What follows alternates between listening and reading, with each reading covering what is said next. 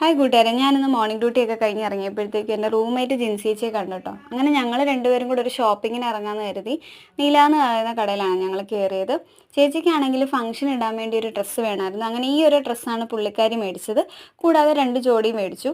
ഞാനാണെങ്കിൽ എടുത്തത് ഒരു സിമ്പിൾ മോഡലാണ്. ഈ ഒരു ചുരിദാറിൻ്റെ ആ ഒരു നടുക്ക് മാത്രം വർക്കും പിന്നെ ഷോളിലും ഹെവി വർക്കുണ്ട് കേട്ടോ.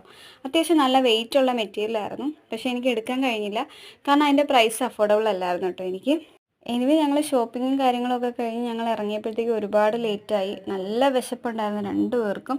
ഞങ്ങളങ്ങനെ ബ്രൈറ്റിൽ കയറി കേട്ടോ, എന്തെങ്കിലും കഴിക്കാമെന്ന് കരുതി. അവിടുത്തെ കണ്ണാടി കണ്ടപ്പോഴത്തേക്ക് ഞങ്ങൾക്ക് 2 പേർക്കും വീഡിയോസും കാര്യങ്ങളും എടുക്കാനൊരാഗ്രഹം. അങ്ങനെ കുറച്ച് വീഡിയോസും ഫോട്ടോസും ഒക്കെ എടുത്ത് ഞങ്ങൾ ഫുഡ് ഓർഡർ ചെയ്തൊരു 10 മിനിറ്റിനകത്ത് വെച്ച് ഫുഡ് വന്നു കേട്ടോ. നല്ല വിശപ്പുള്ളതുകൊണ്ടാണോന്ന് എനിക്കറിയില്ല, ഇട്ട ഫുഡ് ഫുള്ള് ഞാൻ കഴിച്ചു. മാത്രമല്ല നല്ല ടേസ്റ്റും തോന്നി. പിന്നെ തലവേദന ഉള്ളതുകൊണ്ട് ഞാനൊരു ചായ ഓർഡർ ചെയ്തായിരുന്നു. ആ ചൂട് ചായയും കൂടെ ഒക്കെ ആയപ്പോഴത്തേക്കാണ് സത്യം പറഞ്ഞാൽ ഒരു സമാധാനമായത്. പിന്നെ കുറച്ച് നേരം ഞങ്ങളവിടെ സ്പെൻഡ് ചെയ്തു. അന്ന് ഡ്യൂട്ടിയിൽ നടന്ന കാര്യങ്ങൾ അങ്ങോട്ടും ഇങ്ങോട്ടൊക്കെ ഷെയർ ചെയ്ത്. എനിക്ക് തോന്നുന്നു ഈ തിരക്കുള്ള ഡ്യൂട്ടിയിൽ വല്ലപ്പോഴൊക്കെ ഔട്ടിങ്ങിന് ഇറങ്ങുന്നതാണ് കേട്ടോ ഞങ്ങളുടെ ഒരു റിഫ്രഷ്മെൻറ്റ്. പിന്നെ ഹോസ്റ്റലിലാണ് നിൽക്കുന്നതെന്നുള്ളത് കൊണ്ട് നമ്മൾ വൈകിട്ടത്തേക്കുള്ള ഫുഡും കൂടി മേടിച്ചിട്ടാണ് അവിടെ നിന്ന് ഞങ്ങൾ ഇറങ്ങിയത്. ഞങ്ങളങ്ങനെ ഫുഡൊക്കെ കഴിച്ച് കഴിഞ്ഞിട്ട് ബ്രൈറ്റിൽ നിന്ന് ഇറങ്ങി നേരെ ഹോസ്റ്റലിലെത്തി കേട്ടോ. ഹോസ്റ്റലിലെത്തിയപ്പോഴത്തേക്കും ശരിക്കും പറഞ്ഞാൽ നല്ല ടയേർഡായിരുന്നു. സത്യം പറഞ്ഞാൽ നല്ല ഉറക്കക്ഷീണവും കാര്യങ്ങളും ഒക്കെ ഉണ്ടായിരുന്നു.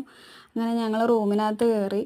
ഞാൻ കുളിച്ചിട്ട് കുറച്ച് നേരം കിടന്നുറങ്ങി. ചേച്ചി പിന്നെ കുറേ കാര്യങ്ങളുണ്ടായിരുന്നു, ചേച്ചിക്ക് പഠിക്കാനും എഴുതാനൊക്കെ ഉണ്ടായിരുന്നു. അപ്പോൾ പുള്ളിക്കാരി അങ്ങനെയുള്ള കാര്യങ്ങളിലൊക്കെ എൻഗേജ്ഡ് ആയി. എനിവേ ടാറ്റാ.